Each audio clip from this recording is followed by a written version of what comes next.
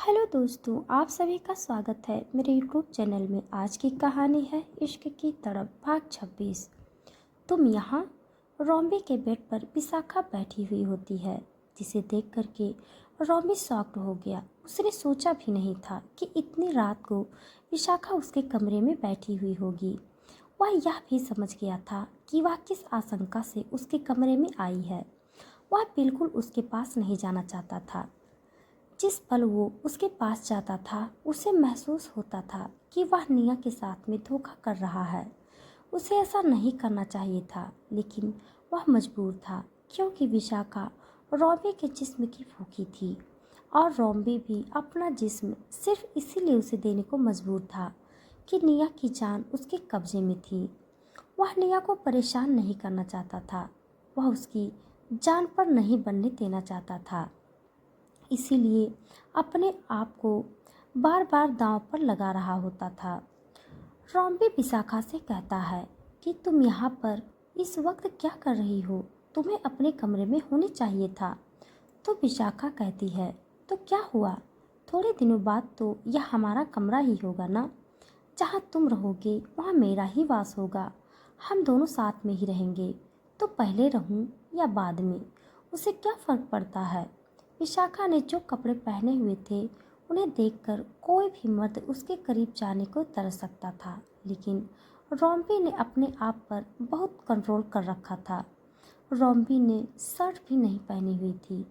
उसका बदन पूरा कोरा था, जिसे देख करके विशाखा और लार टपका रही थी और रॉम्बी के करीब जाना चाहती थी। विशाखा खड़े हुए रॉम्बी के पास चली गई और उसका हाथ पकड़कर बेड पर ले गई। रॉम्बी ने कहा, तुम्हें डर नहीं लगता? तुम्हारे पापा यहाँ पर हैं। अगर उन्होंने तुम्हें मेरे साथ में रात में यहाँ देखा, उन्हें अच्छा नहीं लगेगा। शादी से पहले यह सब कुछ करना अच्छी बात नहीं है। तो विशाखा ने कहा, कौन सा तुम यह सब कुछ मेरे साथ पहली बार करने जा रहे हो? याद करो, इससे पहले भी हम एक दूसरे के करीब आए थे। देखो विशाखा, वह बात अलग थी। अब थोड़े ही दिन में हमारी शादी होने वाली है। क्या तुम्हें मुझ पर विश्वास नहीं है? क्या तुम नहीं चाहती कि हम हमारे नए रिश्ते की शुरुआत शादी के बाद करें? लेकिन विशाखा कुछ भी सुनने को तैयार नहीं होती थी। रॉम्बी बोले जा रहा था और वह उसके बदन से लिपटे जा रही थी। रॉम्बी न चाहते हुए भी उसके शरीर में एक गर्माहट महसूस हो रही थी, जो कि विशाखा के करीब जाने से हो रही थी। आखिर मर्द अपने आप को कब तक रोक सकता था? वह विशाखा को अपनी बाहों में लिए बिना रह नहीं पाया। एक पल के लिए निया का ख्याल, उसका प्यार रॉम्बी ने दिल और दिमाग से चूक गया। वह विशाखा को अपनी बाहों में लेकर बेड पर लेट गया। विशाखा निर्वस्त्र रॉम्बी के करीब जा रही थी। दोनों एक दूसरे के आगोश में समाये जा रहे थे। दोनों के बीच में प्यार तो नहीं था, लेकिन एक हवा जरूर कुछ पल के लिए हावी हो गई थी। विशाखा प्यार समझ रही थी, और जो रॉम्बी के लिए वक्त की कमजोरी थी। सब कुछ हो जाने के बाद में विशाखा वहाँ से उठी और कमरे में चली गई। रॉम्बी भी एक मदहोश इंसान की तरह बेड पर निर्वस्त्र लेटा हुआ था। उसे कुछ होश नहीं था। उसे बस लग रहा था कि कुछ पल एक खूबसूरत लड़की के साथ में उसने बिताए हैं। उस वक्त निया का ख्याल उसके दिल और दिमाग से निकल चुका था। वह पूरी तरीके से विशाखा के कब्जे में पहुंच चुका था, जबकि वह खुद विशाखा को अपने कब्जे में करने के लिए आया था। लेकिन यहाँ तो कुछ और ही हो गया था। जब सुबह के सूरज ने दस्तक दी, तो रॉम्बी ने अपने आप को जिस हाल में पाया, उस हाल में उसे आत्मग्लानि होने लगी। उसे निया के साथ बार बार धोखा याद आने लगा कि मैं निया से प्यार नहीं करता। उसे बार बार वह धोखा दे रहा है।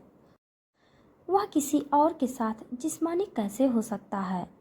कैसे वो किसी और की खूबसूरती में इतना बह सकता है कि कुछ पल के लिए उसके दिल और दिमाग से निया का ख्याल निकल जाए? और वैसा ही हुआ। उसे बहुत बुरा लग रहा था, लेकिन उसी वक्त विशाखा ने वहाँ दस्तक दी।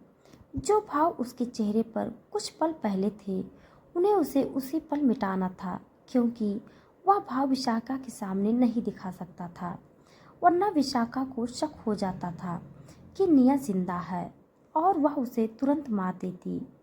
विशाखा रॉम्बे के पीछे गई और उसे अपनी बाहों में समेट लिया। रॉम्बे ने विशाखा का हाथ खींचा और उसे दीवार के सहारे लगा दिया।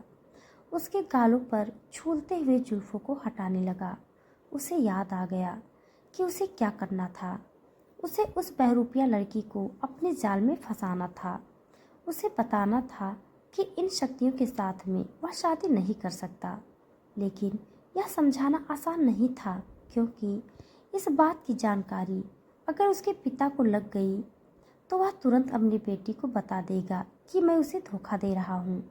लेकिन विशाखा को अपनी बातों में फंसाना ज़्यादा आसान था।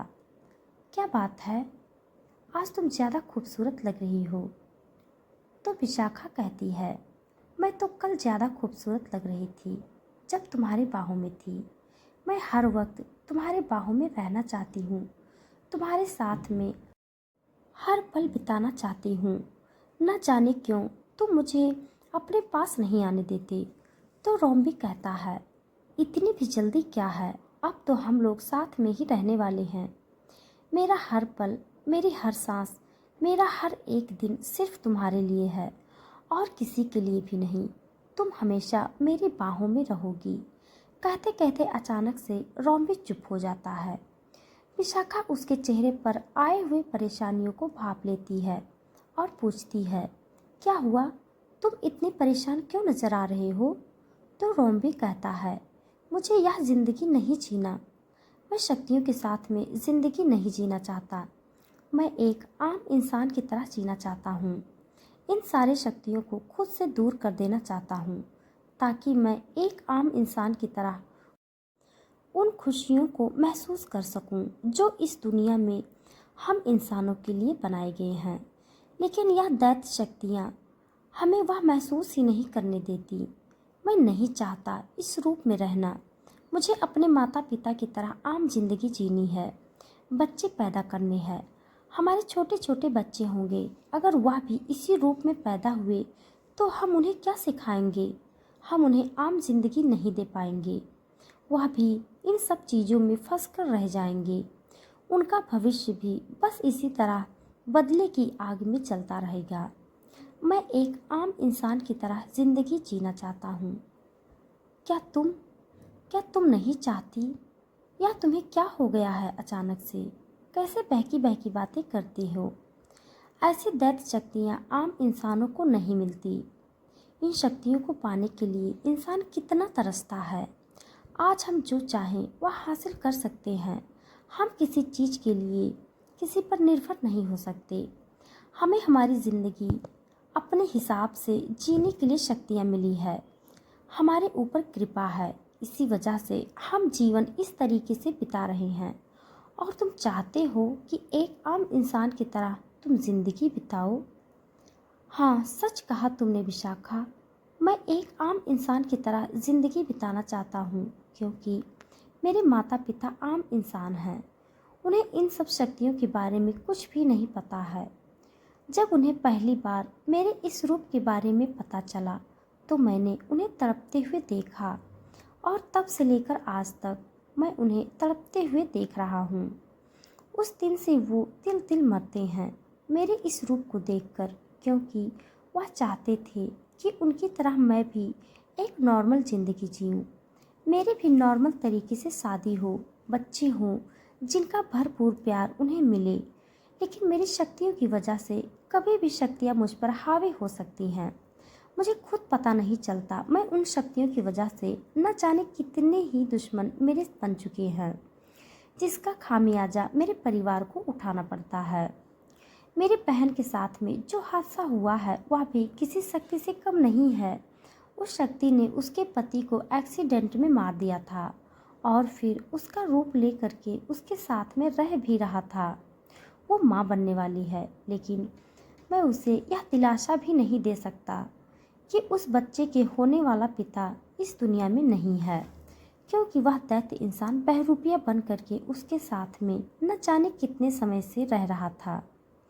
यह वक्त हम लोगों के लिए कैसा बीता है, तुम्हें पता नहीं सकता, पर मैं नहीं चाहता कि मेरे आने वाले जीवन में मेरे बच्चे इन सब चीज़ों से गुजरें। मैं उन्हें शक्तियों से दूर रखना चाहता हूँ। लेकिन रोम्बी, यह कैसे हो सकता है? भला हम जैसे शक्तियों रखने वाले इंसान की ज़िंदगी कैसे जी सकते हैं? देखो विशाखा, मैं तुम्हें फोर्स नहीं करूँगा कि तुम अपनी शक्तियाँ छोड़ो, लेकिन मैं तुम्हारे साथ इन शक्तियों के साथ नहीं रह सकता। मैं तुमसे शादी करने को तैयार हूँ क्योंकि मैं तुम्हें पसंद करता हूँ, लेकिन मैं इन शक्तियों को छोड़कर तुमसे शादी करूँगा। कम से कम हम दोनों में से कोई एक इंसान तो आम इंसान की ज़िंदगी जी सके और हमारे होने वाले बच्चे को वह आम जिंदगी दे सके। मुझे तुम्हारी शक्तियों से कोई परेशानी नहीं है। मैं एक आम जिंदगी जीने को तैयार हूँ। तभी पीछे खड़ा हुआ विशाखा का पिता यह सारी बातें सुन लेता है और यह बातें सुनते ही वह भड़क जाता है, क्योंकि उसने रोम्बी के लिए कुछ और ही साम्राज्य सोच रखा था। सोचा था कि वह खुद के बाद उन तमाम शक्तियों का मालिक रोम्बी को बना देगा, क्योंकि वह भी बहुत शक्तिशाली है और जैसा दामाद वह चाहता था उसमें सारे गुण हैं। पर वह अगर अपनी शक्तियाँ छोड़ देगा तो फिर वह कभी भी उन शक्तियों का राजा नहीं बन पाएगा। ऐसा नहीं है कि बहरूपिया का बेटा नहीं है, पर उसके बेटे की नीयत अच्छी नहीं थी। वह कई बार महसूस कर चुका था कि उसका खुद का बेटा उसे मारना चाहता है, वह भी सिर्फ शक्तियों के लिए। लेकिन जब वह रोम्बी से मिला तो उसे उसके अंदर एक अच्छा इंसान दिखाई दिया। उसे वह इंसान दिखाई दिया जो उसके बाद में शक्तियों का मालिक बन सके। कहीं न कहीं बहरूपिया को रोम्बी की इन बातों में एक लालच नजर आ रहा था। ऐसा लग रहा था कि वह फंसाने की कोशिश कर रहा है। जैसे ही रोम्बी पीछे खड़े उस बहरूपिया को देखता है तो वह घबरा जाता है, क्योंकि वह जानता था कि विशाखा को अपनी बातों में करना आसान है, लेकिन उसके पिता को अपनी बातों के जाल में फंसाना न बिल्कुल भी आसान नहीं है। अगर उसे थोड़ा भी भनक लग गया कि मैं उसकी बेटी को डाइवर्ट करने की कोशिश कर रहा हूँ, तो 1 मिनट में सब कुछ खत्म कर देगा। वह किसी की भी जान खतरे में नहीं डाल सकता था। उसका चेहरा पूरा पसीने से तर में आ रहा था। विशाखा तुरंत अपने पिता के पास जाती है और उससे कहते हैं कि आप चिंता मत कीजिए, रोम्बी को पता नहीं अचानक से क्या हो गया है, अपनी सारी शक्तियाँ छोड़ने के लिए बोल रहा है। लेकिन मैं कभी भी अपनी शक्तियाँ नहीं छोड़ूंगी। मैं रोम्बी के साथ में शादी जरूर करना चाहती हूँ, लेकिन अपनी शक्तियों की कीमत पर नहीं। रोम्बी हैरान था। जो कुछ भी उसने कहा विशाखा पर उसका कोई प्रभाव नहीं पड़ा। तो दोस्तों, आज के लिए बस इतना। इसके आगे का भाग जानने के लिए आप हमारे साथ बने रहिए। हमारी कहानी आप सबको कैसी लग रही है कमेंट बॉक्स में ज़रूर बताइएगा। तब तक के लिए धन्यवाद।